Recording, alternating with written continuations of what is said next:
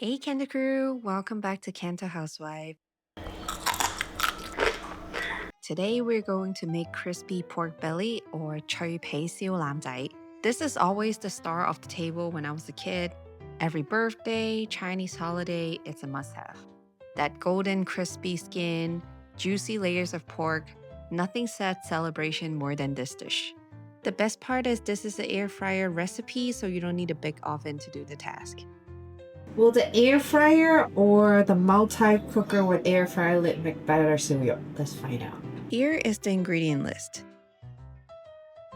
Okay, first of all, to pick the meat, you want to have the pork skin on, layer of meat, layer of fat, layer of meat, layer of fat. This is perfect for pork belly. We call it siu lam zai. So I have two pieces. I actually cut it in smaller size because I want to compare the air fryer versus the Instant Pot with the air fryer lid. So I cut it into small sizes. But both of them, we try to pick one that have like a layer of fat, layer of meat, layer of fat, etc. Anyway, so first step, we're gonna take a paper towel and actually dry it really, really well. Any excess moisture will affect the crispiness. So I'm just gonna let them dry. Nice and dry. Next, we're gonna mix the meat seasoning and set it aside.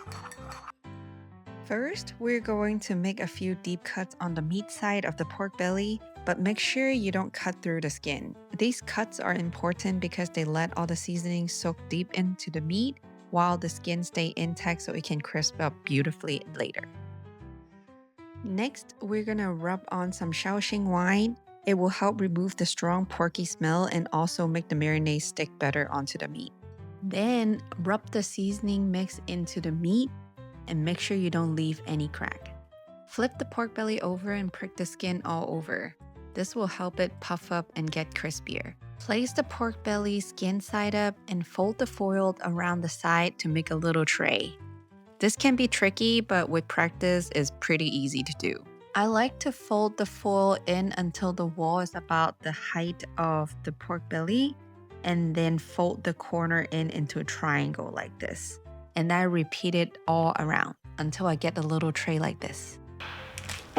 Next, we're gonna pat dry the skin one more time and brush a thin layer of white vinegar.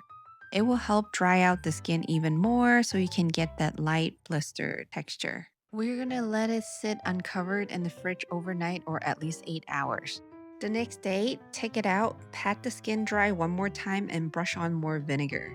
Then cover the top completely with coarse salt. Coarse salt don't sink into the skin the way fine salt would. This means it will dry and season the skin without making it too salty. Place the pork in your air fryer and air fry it at 340 Fahrenheit for 30 to 35 minutes. Now let's talk about the equipment because I got a bit of question when I posted this on Facebook. The Instant Pot Crisp Pro is super convenient because you get air frying and pressure cooking with the same machine.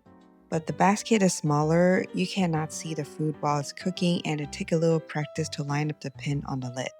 The advantage though is that it go up to 450 Fahrenheit, which give you extra power when you want to crisp the skin. The Vortex on the other hand is only for air frying. It does have a stronger circulation and a filter that filter out majority of the smell. It have a bigger basket and you could see the cooking process. But surprisingly, the max temperature is only 400 Fahrenheit. Mint is here. It smells really good. I can smell the five spice and everything. Versus here, air fryer should have a filter, so I cannot smell anything. I can check the cooking process on the Vortex, but if I want to check the cooking process on the Pro Crisp, I have to lift the lid up.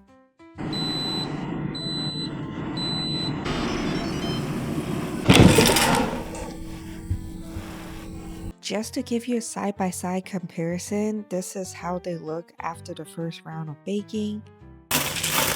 After that, we're going to scrape off the salt, spray on the thin layer of oil, and then we're going to do two different things with the Pro Crisp and the Vortex. Because the max temperature is 400 Fahrenheit, we are going to air fry it for 15 minutes and then brew it for 5 minutes. For the IP Pro Crisp, we're going to use the brew plate and put it on the top layer. and then air fry it for 450 Fahrenheit for 20 minutes. The Hong Kong way of eating the pork belly is using the yellow mustard, and the way that we make it is the yellow mustard powder with water to make it into a paste.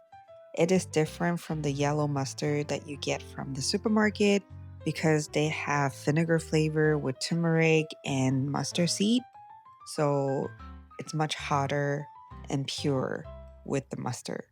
When we're almost done, it said burnt food, so I went to check, but the pork belly looks fine. This is the pork belly made with the Vortex Air Fryer. And this is the pork belly made with the crust air fry lid. This is a side-by-side comparison. Once you cut it open, it's super juicy on the inside and the skin is very crispy. Look at that. In Cantonese, we call it gapsum, which is a layer of fat, layer of meat, layer of fat, layer of meat. Dip it in the hot mustard sauce, and this is gonna be the best pork belly you can make at home.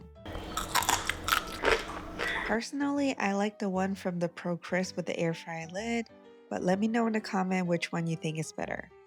Make sure you check out my playlist, and I will see you in the next video. Bye!